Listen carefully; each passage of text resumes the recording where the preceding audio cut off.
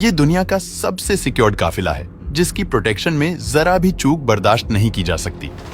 इसमें जो ट्रांसपोर्ट हो रहा है वो इतना इंपॉर्टेंट है कि इसकी सिक्योरिटी अमेरिकी राष्ट्रपति से भी ज्यादा टाइट रखी जाती है।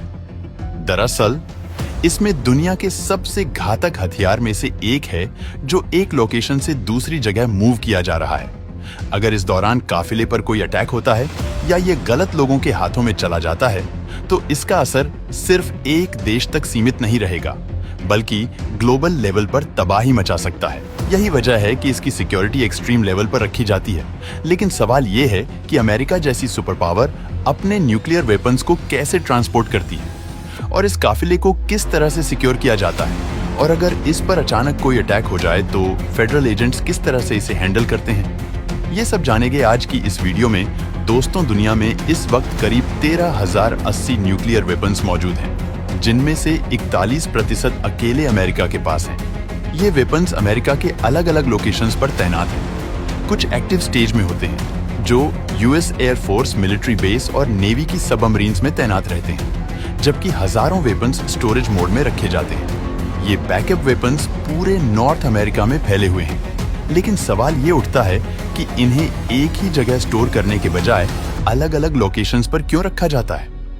असल में न्यूक्लियर वेपन्स को हमेशा स्ट्रैटेजिक लोकेशंस में सीक्रेटली स्टोर किया जाता है और इसकी जानकारी टॉप लेवल सीक्रेट होती है। ऐसा इसलिए किया जाता है ताकि अगर किसी दुश्मन देश की तरफ से अटैक हो भी जाए तो सारे वेपन्स एक साथ डिस्ट्रॉय ना हो जाए, इसलिए अलग अलग जगहों पर स्टोर किया जाता है। अब सवाल ये है कि जब ये वेपन्स पहले से ही सेफ लोकेशंस पर रखे गए हैं तो इन्हें एक जगह से दूसरी जगह मूव करने की जरूरत क्यों पड़ती है। इसका सबसे बड़ा रीजन मेंटेनेंस है। जैसे किसी भी मिलिट्री इक्विपमेंट की रेगुलर मेंटेनेंस जरूरी होती है, वैसे ही न्यूक्लियर वेपन्स का भी सही कंडीशन में रहना बेहद जरूरी होता है। ये वेपन्स लगातार यूज में नहीं होते, जिसकी वजह से इनके मैकेनिकल पार्ट्स पर असर पड़ सकता है या उनमें जंग लग सकता है। इसी वजह से इन्हें समय समय पर इंस्पेक्शन और मेंटेनेंस के लिए ट्रांसपोर्ट किया जाता है। न्यूक्लियर वेपन्स के अंदर मौजूद प्लूटोनियम और यूरेनियम की कंडीशन को मॉनिटर करना बेहद जरूरी होता है ताकि ये सुनिश्चित किया जा सके कि जब जरूरत पड़े तो वे सही तरीके से काम करें। इसी कारण इन्हें स्ट्रैटेजिक लोकेशंस पर तैनात किया जाता है, लेकिन इनकी मेंटेनेंस स्पेशल फैसिलिटीज में की जाती है जो आमतौर पर किसी सेंट्रल लोकेशन पर स्थित होती है। अमेरिका में न्यूक्लियर वेपन्स की सिक्योरिटी और मेंटेनेंस की जिम्मेदारी national nuclear security administration (NNSA) नाम की एक फेडरल एजेंसी के पास होती है। कई बार न्यूक्लियर वेपन्स को उनकी लोकेशन से हटाने की आवश्यकता पड़ सकती है, खास तौर पर जब इंटेलिजेंस एजेंसियों को यह जानकारी मिले कि उनकी मौजूदगी की सूचना लीक हो गई है। जिन स्थानों पर इन वेपन्स को स्टोर किया जाता है वहां की सिक्योरिटी इतनी टाइट होती है कि बिना परमिशन वहां तक पहुंचना असंभव होता है। लेकिन असली चुनौती तब आती है जब इन घातक वेपन्स को एक स्थान से दूसरे स्थान पर ट्रांसपोर्ट करना पड़ता है। ये ट्रांसपोर्टेशन आमतौर पर उन्हीं सड़कों से किया जाता है जिनका उपयोग आम लोग भी करते हैं। जब तक ये रिमोट लोकेशंस में छिपे रहते हैं तब तक सुरक्षित होते हैं, लेकिन एक बार पब्लिक रोड्स पर आते ही इनकी सुरक्षा और अधिक जटिल हो जाती है। इस चुनौती से निपटने के लिए अमेरिकी सरकार ने एक डेडिकेटेड एजेंसी बनाई है जिसका एकमात्र कार्य न्यूक्लियर वेपन्स की ट्रांसपोर्टेशन और सुरक्षा को मैनेज करना है। जो मिलिट्री कॉन्वॉय आप देखते हैं वे विशेष रूप से न्यूक्लियर वेपन्स को ट्रांसपोर्ट करने के लिए बनाए गए होते हैं और इनकी सुरक्षा का स्तर इतना ऊंचा होता है कि एक आम व्यक्ति इसकी कल्पना भी नहीं कर सकता। न्यूक्लियर वेपन्स को ट्रांसपोर्ट करने वाले कॉन्वॉय की संख्या हमेशा एक जैसी नहीं होती, क्योंकि ये कई फैक्टर्स पर निर्भर करता है, जैसे कि वेपन का साइज और उसे किस लोकेशन तक पहुंचाना है। इस ऑपरेशन में पुलिस की गाड़ियां भी शामिल होती हैं, जिनका काम होता है ट्रैफिक कंट्रोल करना और कॉन्वॉय के लिए रास्ता क्लियर रखना ताकि ये बिना किसी रुकावट के आगे बढ़ सके। मेन कॉन्वॉय पूरी तरह से सिक्योरिटी व्हीकल्स के घेरे में होता है। ट्रक के चारों ओर खास डिस्टेंस और पोजीशन में आर्मर्ड व्हीकल्स चलती है। इन्हें सिर्फ बुलेट प्रूफ कहना सही नहीं होगा, क्योंकि ये उससे कहीं ज्यादा सेफ और एडवांस होती है।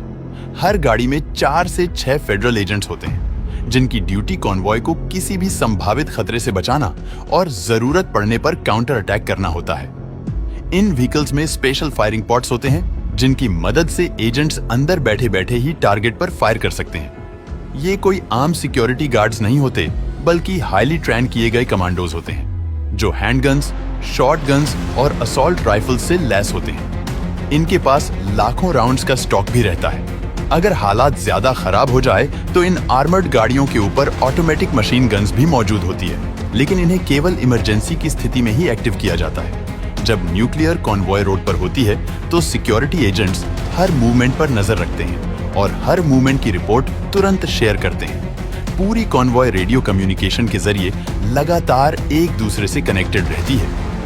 अब अगर ड्राइवर कैबिन की बात करें तो ये बुलेट प्रूफ और बम प्रूफ होता है। इसके दरवाजे सिर्फ अंदर से ही खोले जा सकते हैं ताकि अनवांटेड एक्सेस को पूरी तरह से ब्लॉक किया जा सके। ट्रक की ताकत ही इसकी सबसे बड़ी ढाल है, लेकिन यही इसकी एक कमजोरी भी है। इसका वजन 25,000 किलोग्राम तक होता है, जो एक साधारण ट्रक की तुलना में काफी ज्यादा है। इस वजह से इमरजेंसी सिचुएशन में ये ना तो हाई स्पीड पकड़ सकता है और ना ही शार्प टर्न ले सकता है। लेकिन इसी कमजोरी के पीछे छुपा है एक और सिक्योरिटी सिस्टम। अगर किसी तरह अटैकर्स ट्रक पर कब्जा कर ले और इसे अपने कंट्रोल में लेने की कोशिश करें तो एक्सेल में लगे स्पेशल एक्सप्लोसिव एक्टिवेट हो जाएंगे। इससे ट्रक के व्हील्स अलग हो जाएंगे और ये सीधे जमीन पर गिर जाएगा।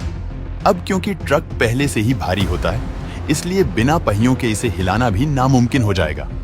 अब बात करें ट्रक के अंदर रखे न्यूक्लियर वेपन की, तो उसे ओपन करने का एक्सेस सिर्फ नेशनल न्यूक्लियर सिक्योरिटी एडमिनिस्ट्रेशन के पास होता है। कॉन्वॉय एजेंट्स भी इसे सीधे अनलॉक नहीं कर सकते क्योंकि इस पर हाई लेवल इलेक्ट्रॉनिक लॉक्स लगे होते हैं। लेकिन अगर कोई किसी भी तरह कार्गो एरिया तक पहुंच भी जाए तो उसे एक और सरप्राइज मिलेगा।